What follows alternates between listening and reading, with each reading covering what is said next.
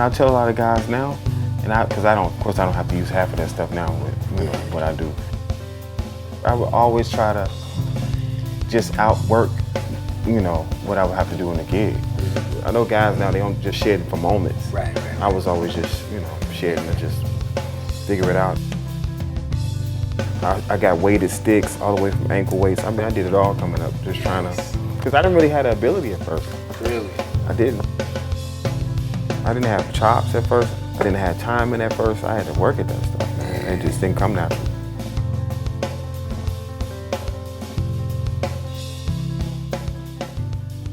Smokie was pretty cool.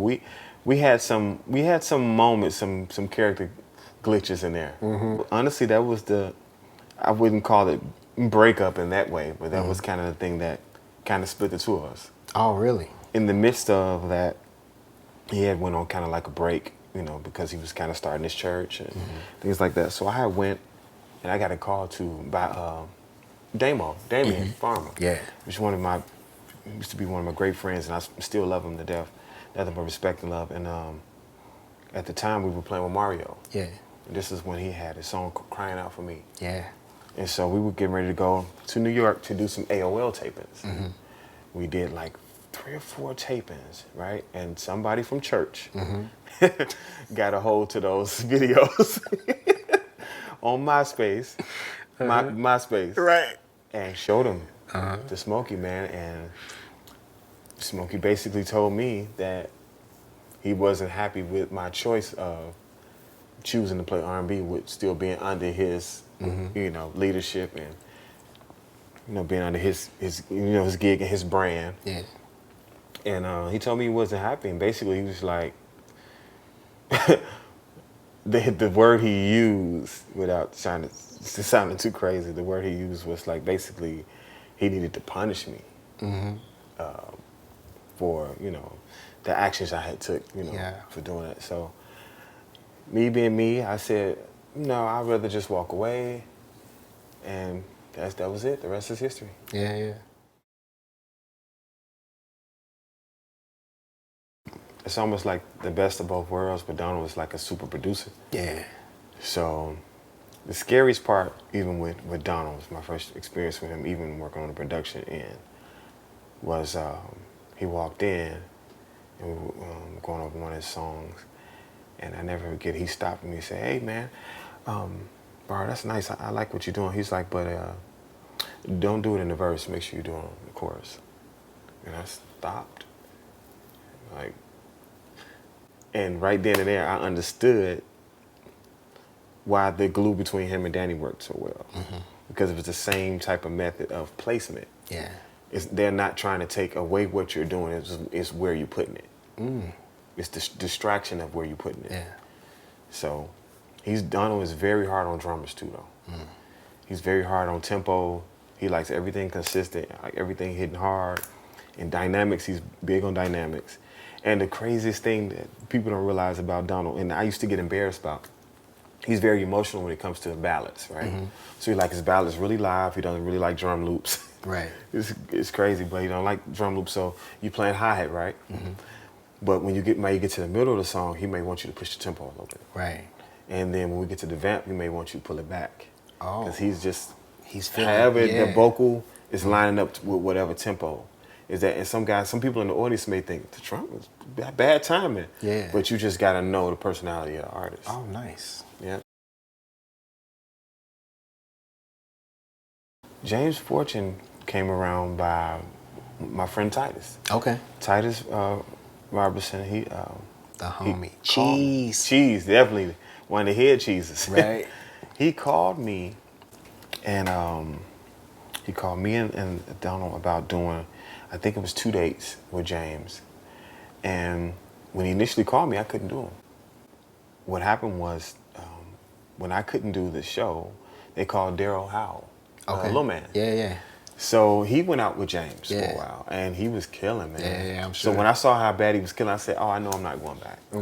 It's over." And then Lil Donald Alpha couldn't do it. They called my brother. Yeah, okay. That's how Thad got with James. So Thad started with James before I did. Okay. And so a few months later, about a year went by, And they would talk on the talks of doing that United as One tour. Okay. And it was James Fortune, Vashawn Mitchell, Kiara Sheard, and Zaccardi. Wow. I'll never forget, I was in Italy with Walt Whitman. And A-Run had talked to Thad and like, man, you think your brother, you know, really do it? And I think Titus spoke up and referred me to A-Run about coming out with them to, you know, be the house band drummer with them. Yeah. And so that's how it happened. So thanks to Titus for making all that, you know, that happen. And A-Run reached out to me, and the rest is history. It really is. So basically, I did the tour, which turned into me just playing with James. James Fortune is, if I could put it into words, one of the coolest dudes you'll ever meet. He seems like a really cool dude. Super chill, but kind of street. He got that edge. Yeah, I like so that. So the music comes off. So A-Run completes his thing. Oh, absolutely. It works. It's perfect. I love it. It works. I mean, we had some times on that bus. I mean, you know, we even had times when we fell out, even just about like how the show went. And sometimes, you know, it was a thing of like A-Run or James. It felt like, you know, we wasn't giving everybody 100%, you know, so it had to been like, it had to be hitting hard across the board for 3 hours. Wow. To the point where I had calluses, my fingers was busting, Thad's fingers was busting open. Wow. Whatever, like, I mean, when I tell you we was like trying to bring it every night, but it taught me endurance, and it taught me like, hey, you know, we don't take songs off, we don't take nights off. You know, whatever, everybody's getting their first experience at the show. I love that. So, you know, but it got heated sometimes, you know. Really? Everyone, cheese, come on, hey, what y'all doing? You know what I'm saying? It got crazy, but I love him, man. I love how everything, you know, came together, and you know, it built like a really tight unit and a bond between us. You know, me, Titus, and my brother, and you know, A-Run. And sometimes we all had our differences as far as how certain things should be approached, certain things, but off the instruments, man, we got along great. Besides, you know, sometimes a homeless person ran on one of our tour buses. Got on the bus. Got on the bus, ran on the tour bus, but we had just got off the bus. He got on the bus, and somebody saw him coming off. And I don't know if he had been. So this is what he did. He got on the bus, and he got in the back lounge, right? And as we somebody coming out the video, they're like, "Hey, what you doing?" So he had been on the bus. We don't know how long. You know how you park the bus overnight, so we go in the hotel room. Somebody came out and seen the homeless person getting off the bus, man. I don't know how he got on that bus. When I tell you we was so disturbed, everybody was checking their bunk, like to see which bunk he slept in. Like, hey, when I tell you, man, we was messed up, man.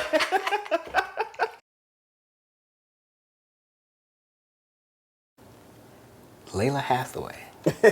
Paint the picture. Tell me about it. Interesting story, man. And this is why I tell guys all the time, just make sure that you're ready. Because Eric Smith, a music director and bass player, which is like a big brother of mine now. Yes. He's playing with Janet at the moment. He's touring all over with her. And he called me because, the reason he called me is because Kahari was busy. So he called me, I think it was Memorial Day weekend. So I was called to do 4 shows in 3 days with her. So he sent me like 19 songs. Wow. And the kicker is he only sent me one live version of one song. He wanted me to kind of create and build my own thing to see, you know, what my interpretation of the show would be. Frustrating job for me, but I guess he knew what he was doing. So I came out, I was so nervous, and I took my time. At the time I was still in between. I had just moved out of my apartment. I was waiting to close on the house, so I had to go to my church, and I was going to different rehearsal spots to try to learn all the songs or whatever. So I finally got out there. My first time seeing Lalah was when they called her name. Wow.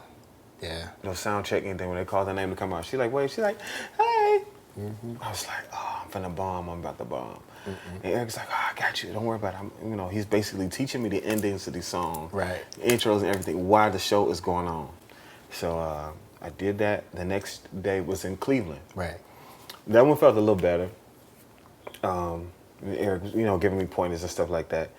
And so, now I'm just subbing though. She has a drummer. So I'm just subbing for the weekend. And the next 2 shows was in Chicago. Okay. 2 shows at the City Winery. Nice.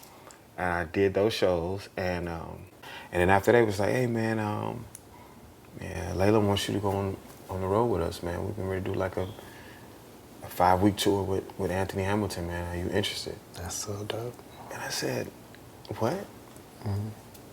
And so I never forget, I had Anita Wilson's record already locked in to play on.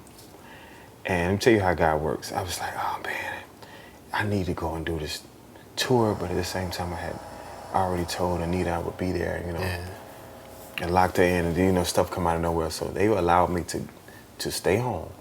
I did Anita's record, and I finished the last month of the tour. My heart is connected to, what she's doing, where she's headed, what she's done, and I have a lot of love and respect for her, and she knows that. And she knows I got her back and whatever. And sometimes it's hard for me having to be away because I'm doing a lot of other stuff. But even the experience down to like the sound checks, and sometimes even when something doesn't feel right, even her approach in trying to get the music to feel, I'm sure from a piano standpoint, like she's very hard on a keyboard player because with her voice, her voice is such an instrument that you can't be doing a lot of movements because she can do it herself, right? And take care of her people, and of course everything is not even about monetarily, but there's no complaints in that area, and we just want to see everybody win, and very encouraging, and all of that, and then have Eric Smith as a music director and making sure everything is cool. I walk right into a home, man. Home away from home, man. That's how I can explain that. That's great, man. I'm happy. And it's a blessing. Yeah. And I've always felt like I wanted to be a chameleon. Yeah. I don't want to have to say no because I feel like I'm uncomfortable with challenging myself. Yeah. To do something different. Because it has been a journey to go from playing with Donald to James, because you go, just to build just a chain of events. It was Smokie who letting us play, and then Donald who's just a pocket, and then go from that to now I'm doing a lot more records and stuff like that. Some of them are like pocket records, some of them want me to stretch on certain songs. So you have those days when you're stressed out because you're trying to bring that old you back. Yeah. It's there, but you just you gotta knock the dust off. You haven't done it right. Then when you get into the days of doing it, it's like, okay, I'm back. You know what I'm saying? And then you go to James, and it's like, every time you pick up the sticks, every time you started a song, you have that green light. Yeah. And it's like, once people get used to you doing that, then they feel like, okay, you're taking it easy, you're taking, So that, and then Lalah is just the whole nother, it's just subtle. It's like we sitting, we coasting on water. Yeah. You know what I'm saying? You have your high moments or whatever, but everybody is basically built around her voice. Yeah. So, and I enjoy that. Pleasure. Thanks for inviting me to your home. Of course, man. It's beautiful out here. You've been family since day one, man. Absolutely. Always gonna be, man. Yeah, man. For sure, man. For sure. Yeah. Cool. Let's go get some food, man. Let's do it, man. Wherever you want to go. Thanks for having me, man. Absolutely, man. Yep. Wherever you want to go.